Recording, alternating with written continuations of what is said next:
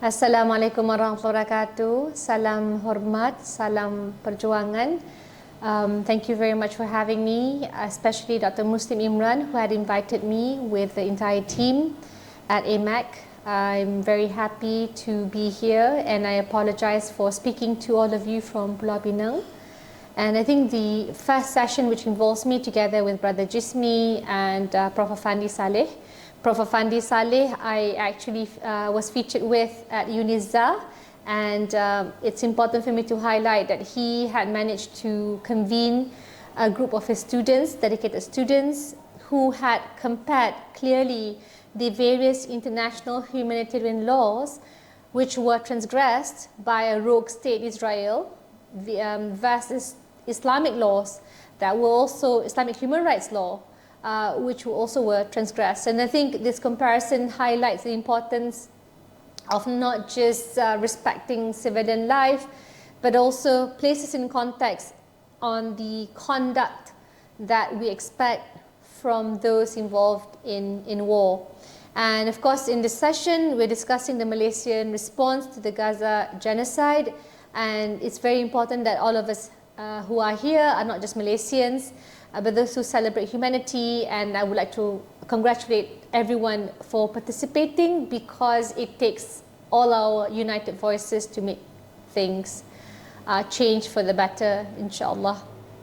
So for everyone else, thank you for being here. And I really wanted to start first in terms of the extremely, to a point, it's quite speechless for me, grim reality that is unfolding in Gaza. And it's not just a conflict. We see the expansion. If you quote Arundhati Roy, the famed, very famous, very respected Indian writer, it has expanded the genocide not just in Gaza but West Bank as well as Lebanon. And it's not just a conflict or a dispute, but we are witnessing in real time systematic genocide and a chilling attempt, really, I would say systematic, and has evolved quite insidiously over time to erase an entire people under the indifferent, because it is a world that is not just racist but not level in the way it provides and accords fairness and justice to everyone. So in this unfair, indifferent, racist gaze of the, I would say, the global north, it really brings quite severe ramifications for us all. I was really, I think, utterly disgusted and shocked, because we are witnessing as well the clear-cut onslaught of the UN. It began with United Nations Relief and Works Agency, and I wanted to highlight that Dr. Tini from Yayasan Chowkit had brought the then head of UNRWA back in 2018, if I'm not mistaken.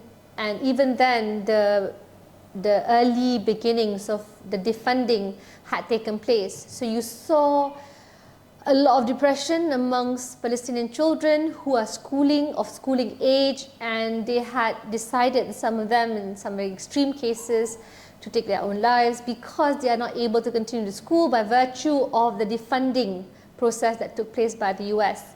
So it was seen, UNRWA, as a temporary agency, but it's actually spent more than 75 years, nearly 75 years, supporting Palestinian refugees. And it was established as a stopgap, and it was meant to bridge the gap until Palestinians could return to their homes. Yet here we are decades later, with UNRWA initially wrongly, falsely, maliciously labeled as involved in the October 7th attacks, and now they're stretched thin and struggling under constant political assault. So Philip Lazzarini, who is the Commissioner General, stated that people in Gaza are not statistics. They are mothers, fathers, sons, daughters, teachers, doctors, workers, and students, and they are people denied of hope and dignity. And I think you talk about the closure, especially the ban in the Knesset, which is the Israeli Parliamentary Assembly, 650,000 children will be affected. So we have to see the sort of long-term impact that the cleansing is going on by this clear-cut, subtler colonialist mindset and those who are enabling it to happen. So for me, this clearly is an onslaught against the UN, a UN agency. And then the question comes to mind when Brother Jismi Johari, who's also speaking here, who's spearheading Ops Ehsan, a coalition of NGOs helping Gaza under the Ministry of Foreign Affairs. I felt it pertinent to really bring back the issue to how they're painting the life or the picture of a Palestinian mother. And on the health front, the Health Ministry of Malaysia has a maternal health program instrumental in improving women's security. And these initiatives have enhanced access to maternal reproductive health services, especially in rural areas. So you see, for Malaysia, maternal mortality ratio decreased from 29 per 100,000 live births in 2017 to 25 in 2020. So again, because we are a nation, we are a global community that centers our strength in our humanity, the issue or the point is the security of women in Malaysia, in Southeast Asia, it remains incomplete if we do not address the plight of women everywhere in conflict zones and in an ongoing genocide. Ibu Retno, for example, who is Indonesia's outgoing Minister of Foreign Affairs, you know, she said in a session on women, peace and security, you're talking about more than 60,000 pregnant women in Gaza who have been forced to give birth without any painkillers. And they're often, after giving birth, devoid of any sense of security because they're constantly under threat of being killed, murdered at the hands of a deadly grenade. So I think this humanitarian catastrophe is unparalleled in the modern world. I mean, and the problem that we face is again the issue of labeling and the sheer injustice that has wrought itself in the world today. And that's why the other point I wanted to address when we talk about you know, us and our responsibility, and of course we try to address the by condemning externally our foreign relations, our foreign positioning vis-a-vis other nations, but we also must address in this opportunity that has been given to us pressing issues such as supporting women facing domestic violence, whether they are stateless or not, aiding stateless women grappling with gender-blind immigration policies, that's our aim, and securing successful convictions in rape or abuse cases. These, including deploying gender-sensitive policies in peacekeeping operations, has to be at the center of our efforts. Now, other than the women, I think we are also shocked because of the degree of impunity, the strength of the impunity, the strength of Israel that's completely been given like a blank check in doing what it does. And I wanted to state some of the key findings for our strategic deliberation. You look at the latest publication by John Mearsheimer and Waltz on the Israel lobby and US foreign policy. And it brings home the sobering reality, a glimpse into how deeply the lobby shapes US policy in the Middle East, all while ensuring that Israel remains shielded from any accountability. So Israel has positioned itself not just as a kind of a parasite state, a state that draws on US resources, financial aid and diplomatic cover while maintaining a brutal apartheid regime. That, you know, it's the support that it received began with just moral back in the days of Truman. But I think when you look at steadily the power of the lobby, it really translated into not just weaponry, going against the Pentagon's advice, or strategic deployment, going against any sensible utilization of US funds for its own use.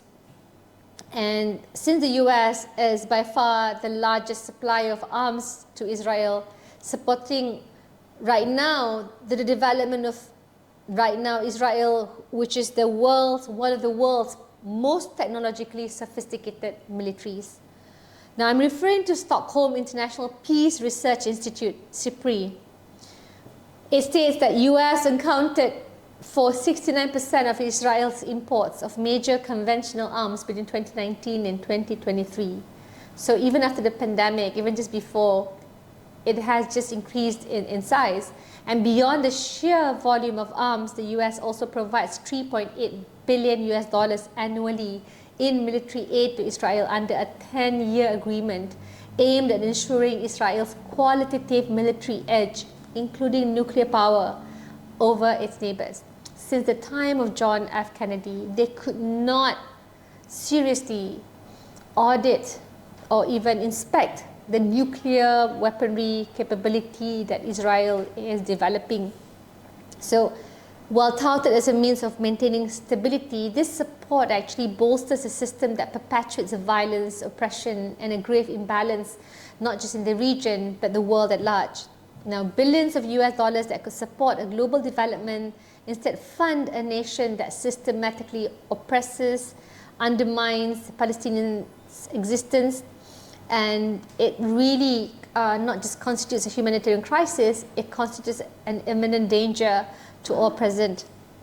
Now, I wanted to quote actually, and I think I should end with that, the quote by the Palestinian ambassador, but how does Malaysia fit into this? What does it matter to us?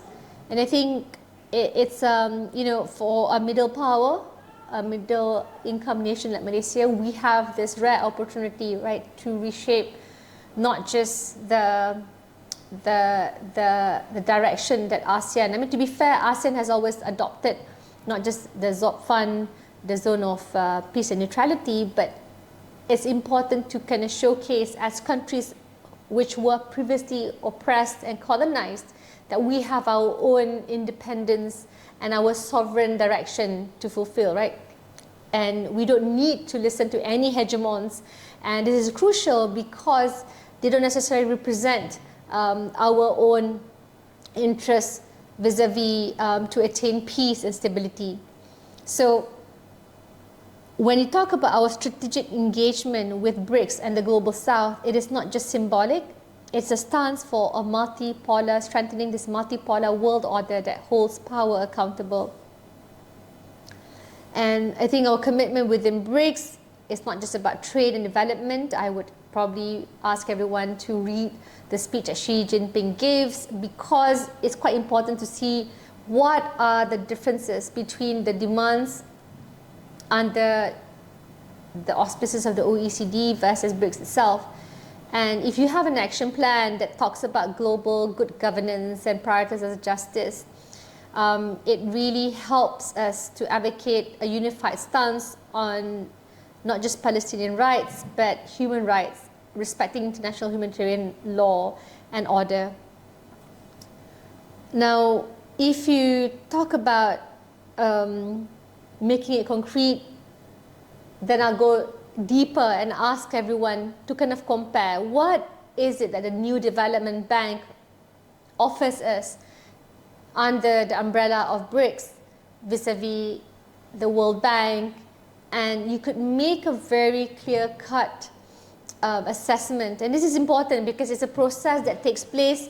It is also, apa kalau disebut dalam bahasa Malaysia itu, we have to kind of free ourselves from minda yang dipasung, right? Because you always assume that everything that comes from the West is better. And I think this is the time that you kind of expose that to be just mere hypocritical lies. And, I go back to why it's so important to do this, because the control of the lobby is clearly absolute. I think there have been successes here and there, but if you take a look what is needed for us to do things differently, it doesn't just take 1, 2 years. It will be a decade, even a 100-year projection of looking into how do we change the way systems are designed. So I wanted to quote Majid Bamia, who's the Palestinian ambassador, who spoke at the UN. I'm sure some of you have heard his speech, but I felt it's very important because it brings home the impact of the lobby, right? And I think it's important for us when we're trying to look at how do we change, and like even within Malaysians, even among Malaysians, how do we like unshackle ourselves in the days where there's Prof. Gurdel Singh, who always explains to us and extols to us the virtue of speaking up for the downtrodden. But now I think the lens of religion and race has skewed matters further. And I feel that we should bring it back to the core of the rights matter, rights viewed approach to push and fight for the Palestinian cause. Now he goes, you know, do you know how it feels to stand here while your people are being slaughtered, starved to death, to explain why your people are worthy of being saved, to explain that your civilians are not less civilians, that they are entitled to protection, that your children are children, should be treated as children, should be saved while thousands of them are being killed, maimed, amputated, often starved, detained, abused. To sit here in the same hall as those who have called your people human animals, who have justified starving them, justified indiscriminate mass killing, wanton destruction, and to sit here with those who have justified targeting doctors and humanitarians, even when they are filming their own crimes. What do principles that we enshrine in the UN Charter, the Geneva Conventions, the Universal Declaration of Human Rights, the Rome Statute mean if they cannot save a single life in Palestine? Now, why do we build an international criminal court if not for situations like this? Now, that's why I feel it's so important, because in the past, and I go back to my last 2 points, the first is to make sure that we are united in terms of our trajectory moving forward, right? What is it that we're going to push for? And number 2 is to also be clear as we fight and address for issues to protect women everywhere, we must fight back against this labeling of slandering a group as mothers of terrorists, of future terrorists, forced to navigate a world that has already cast people as threats. And you know, this narrative persists even despite the fact that these are people that are living under an occupation which has been denounced by the United Nations, the very body that created the sordid rogue state in the first place, right? So it's very important to drive home these points, because I think we are looking at not just UN resolutions, but the attack and destruction of UN agencies, which will have severe ramifications for generations to come. And that is why, for me, as we move forward, the last point that I wanted to address is, of course, what Francesca Albanese, the UN rapporteur, had mentioned, and of course quoted or supported by Mehdi Hassan. And I say his name because it has been able to transpose this message across to a bigger audience, and that's what we need. Now, when you talk about what is the action that needs to be taken for a rogue state, I think we just need to look at, and Prof. Afandi probably can extrapolate further on this, how history provides a precedent that on November 12, 1974, the UN General Assembly suspended South Africa from participating in its work due to global opposition to apartheid. So I believe the same principle more than applies here, and that is why we must call for a global sanction against Israel, or at the very least to seek Israel's removal from the United Nations. I would state the whole pager-related attack against Hezbollah means no one is safe, because the technology that we are procuring, we can't for certain depend on the global north to respect not just the sanctity of travel, the whole supply chain, because we are seen as the other. And that's the sad part, because if we don't band it together as the global north and understand that Palestine is all of us, then we're just counting days before we are targeted next. So again, these are some of my thoughts, and I hope that we can deliberate and we can plan and we can be definitive on what needs to be done, and also look at the multipolar offerings through BRICS, because I think it's much healthier for the next generation to understand and to know that the global south, once it leads with a clear-cut sense and a moral compass, can certainly do much better, survive longer, and thrive compared to its wrongful global north. So again, there are also countries in the global north who have been steadfast. At the end of the day, it's about making sure we lead a coalition that's inclusive and that's led to pursue truth and justice. So inshallah, all the best in the discussions, and inshallah we'll meet again and continue our demand to not just end the occupation and the ongoing genocide and free, liberate Palestine. Wabillahi taufiq wa hidayah. Wassalamu alaikum warahmatullahi wabarakatuh.